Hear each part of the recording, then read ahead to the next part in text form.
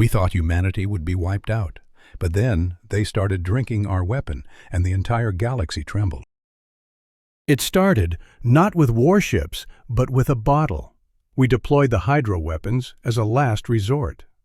Engineered over centuries, they were molecular disruptors disguised as liquid, transparent, odorless. A single drop could erode the neural lattice of an organism. Drink it, and your cells would unravel like wet parchment. We seeded Earth quietly. Hidden payloads in their reservoirs, oceans, and atmospheric condensers. We watched as the compound infiltrated their water systems, silent, undetectable. Victory was inevitable. At first, nothing happened. Then came the incident. A human, recorded on one of their primitive surveillance feeds, lifted a glass filled with hydro compound. Ice clinked. Light refracted off the surface like a gemstone. And then they drank it. Slowly, deliberately. They didn't die. He smiled. Another human joined him. Then more. A celebration, it seemed. Toasting, gulping, laughing. We scanned again. Surely it was an error in composition. But the compound hadn't degraded. It was still lethal, still pure. They were consuming it, like it was a beverage. Our science corps demanded immediate quarantine. But by then it had spread. Across their continents, their cities, bottled, branded, traded. They had named it vodka, gin, soju, tequila, each variant more aggressive than the last. The hydro weapon had not failed. The humans had reclassified it, not as poison, but as pleasure. And that was when we understood. We were not facing creatures of biology and reason. We were facing madmen of logic. We didn't understand them, so we observed. And what we saw was terrifying. Our probes followed them into their gatherings, dimly lit rooms pulsing with noise and light. They called them bars, parties, raves. Inside, humans poured the hydro compound into slender glasses, clinked them together with ceremonial glee, and shouted strange war cries. Bottoms up! Cheers! Another round! Some collapsed, some vomited, some cried, yet still they drank. It wasn't just tolerance, it was ritualized madness. We dispatched an anthropopsych analysis unit. The report returned with a single classified tag: inverted threat response. Apparently, humans don't retreat from pain. They dance with it, they name it, bottle it, sell it, and when it breaks them, they come back for more. Worse, we discovered they had refined the compound, boiled it, distilled it, injected it with flavors: oak, vanilla, firewood, even pepper. One distillery injected ghost peppers into Hydrovariant 7, rendering it more lethal, and marketed it as Hell's Throat. They lined up by the thousands. Our weapons weren't failing, they were being marketed. And not only that, they'd turn them into status symbols. Aged bottles fetched fortunes. Glass flasks, etched with alien runes, once part of our encryption codes, were now limited edition collectibles. We watched as humans traded death like vintage art. One ambassador whispered, "They don't fear annihilation, they brand it." By then, it was too late. They weren't adapting to our weapons, they were evolving through them. We tried to contain it, we failed. Then we witnessed their true nature. Panic rippled through the Galactic Council. Emergency decrees were issued. Interdiction fleets were dispatched to intercept distribution. But by then, it had spread beyond Earth. The Terrans had begun exporting the compound, not in weapons crates, but in wooden barrels. Wrapped in silk, stamped with wax sigils. They called it Earth Spirit. We confiscated samples, analyzed. It was our hydro weapon enhanced.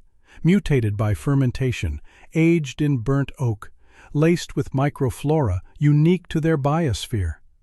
One drop set a Drek soldier into neural paralysis for 6 cycles. Another drop made a Keln diplomat sing. And then we learned the most terrifying part. They had customized the effect per species. In underground bazaars on Vega 9, we found a version that numbed the 8 lungs of a Xavari brute. Smooth burn, they called it. On Eos Station, a black market merchant sold a variant that triggered euphoria in insectoids, honey death. The Terrans were no longer just drinking the weapon. They were weaponizing joy. They had discovered the perfect form of asymmetric warfare, pleasure laced with destruction, culture as contagion, celebration as corrosion. The Council debated annihilation, but the damage was already embedded in taste, in trend, in craving. Species once immune to our influence were now addicted to humanity's madness. One counselor said, trembling, "They did not win through force. They won through desire." And we had no defense against that. We thought it was chaos. Then we saw the factories and realized it was calculated. In desperation, we dispatched covert observers to Earth. We needed to know, was this unholy spread of the hydro compound a cultural accident or a deliberate act of war? What we found shattered us. They weren't just distilling it in backyard vats or desert outposts. No, this was industrialized obsession, structured, scaled, and worse, celebrated. We infiltrated a facility they called a distillery, located in the highlands of a region named Scotland. Mist curled like fingers around its spires. Inside, copper pipes hissed like serpents. Massive drums boiled with precision, belching clouds of vapor scented with wood smoke and caramel. The air was thick with intoxication. A single building was producing over 10,000 liters per day. But that was just one. Across Earth, there were tens of thousands more. In Korea, towering vertical distilleries, automated with drones and AI fermentation monks. In Russia, underground bunkers converting potatoes into a variant they named Devil's Breath. In Mexico, cathedrals of agave and steel, where entire towns revolved around the ritual of extraction and aging. Each nation, each biome, each people had turned our weapon into their identity. One observer whispered, "They didn't just survive it, they made it beautiful." Even worse, we found museums, vaults displaying ancient bottles, tasting chambers with climate control, scholars debating flavor notes the way we studied quantum decay. At one global expo, called Spirits of Earth, a human presenter stepped onto the stage and held aloft a bottle laced with purified hydro variant. Lights flared, cameras clicked, the crowd roared. "This batch," he said, "is aged 60 years in oak. It nearly blinded the first sommelier who tasted it. We call it Cataclysm No. 5. Applause, cheers, laughter. They had made apocalypse palatable. And then came the true horror. They weren't hoarding this power. They were exporting it freely, sold in spaceports, traded between species, shipped in collectors' boxes with velvet lining and handwritten notes from Earth with warmth. What we deemed unspeakable, they called a gift. And it was working. Civilizations once neutral were now craving trade agreements. Diplomats slurred their speech mid-negotiation. War generals toasted before invasions with Earth spirits. We saw the shift, subtle, spreading. In every corner of the galaxy, we heard the clink of glasses. Not because humans had conquered them, but because the galaxy had invited the madness in. We thought we could control the spread, but humans never just share power. They infect it. We traced the shipping manifests. Earth's largest export, no longer minerals, no longer tech, was liquid madness, not hidden, not disguised. It bore their symbols proudly. A laughing skull in a wine glass, a serpent twisted around a wheat stalk. One bottle simply read, "We warned you." We entered a trade hub in Quadrant 9.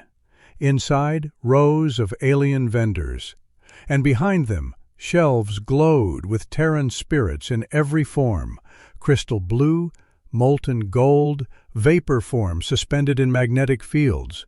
One even pulsed with living microbes that danced when agitated. Our agents found a bottle shaped like a warhead. The label? Distilled in peace. Designed for war. That was when we realized they hadn't just adapted our weapon. They'd understood its essence and amplified it, not to destroy us, but to make us want it, to choose our own corruption.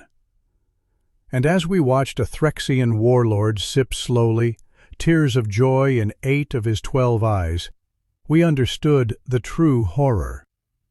It was over. Not with fire, not with conquest, but with a soft clink of glass and a whispered toast across the stars. To Earth. We tried to outsmart them. We tried to break them. But in the end, we invited them in. And now we raise their glass, not in victory, but in surrender.